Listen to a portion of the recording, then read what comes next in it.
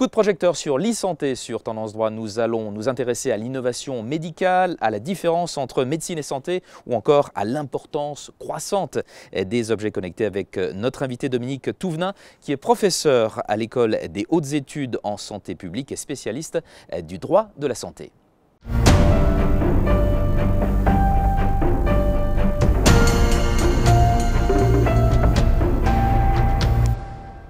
Dominique Touvenin, bonjour. Bonjour monsieur. Alors tout d'abord, première question, que peut-on dire sur l'innovation et la façon dont elle est utilisée en médecine? Eh bien, il me paraît extrêmement important de dire que, d'une manière générale, l'innovation est de type technologique. Ce sont les médecins qui s'en saisissent. Ça permet de les utiliser pour de nouvelles pratiques. Mais la caractéristique essentielle de la médecine, c'est de s'adresser à des personnes malades et surtout sont elles qui viennent solliciter un médecin pour être soignées. Donc on est dans une évolution certes de pratique, mais substantiellement ça ne change pas la particularité de l'exercice de la médecine qui est encore une fois de s'adresser à un individu qui demande à bénéficier de soins. Les technologies sont produites par l'industrie. Et elles sont en train de se développer, mais on peut prendre comme référence le stéthoscope. Le stéthoscope a été une invention extrêmement importante. On en a de nouvelles, donc on est dans la continuité, mais en même temps, on constate un certain nombre de changements. Alors quelle est la véritable différence entre médecine et santé? Alors, la différence essentielle, c'est que la médecine a pour vocation, dans la mesure du possible, de restaurer la santé d'individus qui sont malades. La santé, en revanche, renvoie à l'idée de bien-être, à l'amélioration constante de sa situation. Et elle pèse sur les individus. C'est une tendance actuelle de mettre l'accent sur l'idée que chacun d'entre nous devrait marcher un peu plus, manger mieux. Pour éviter d'être malade? Pour vivre plus longtemps? Pour éviter d'être malade et vivre plus longtemps, à une époque où on a quand même tendance éventuellement à penser que nous sommes immortels. Erreur fatale.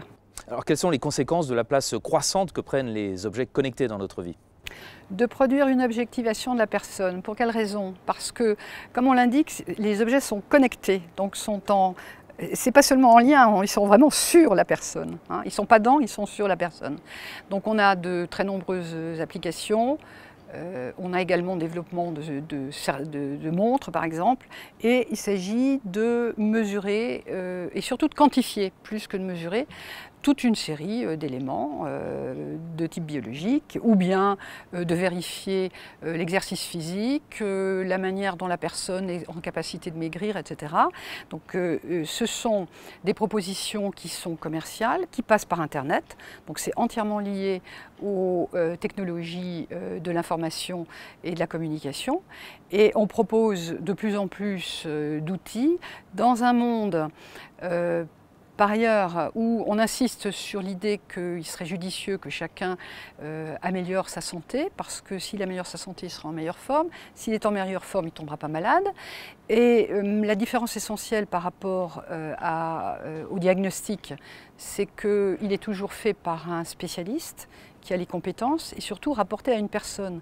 Donc on est vraiment dans la subjectivité. Là, on est dans l'objectivation la plus complète de la personne.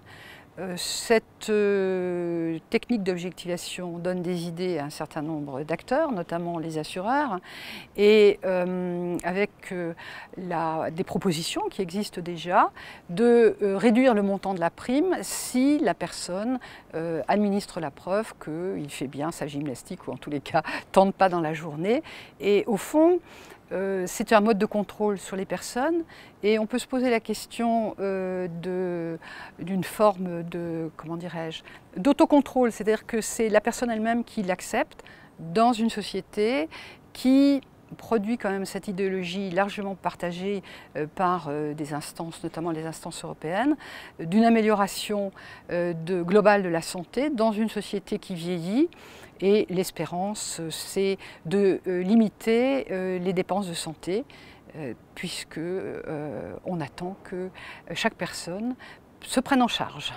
Parfait, Dominique Touvenin, merci beaucoup pour cet éclairage fort complet. Dominique Touvenin, professeur à l'École des hautes études en santé publique et spécialiste du droit de la santé. Et puis pour plus de détails sur l'e-santé, vous pouvez bien entendu vous rendre sur le site internet de Tendance Droit.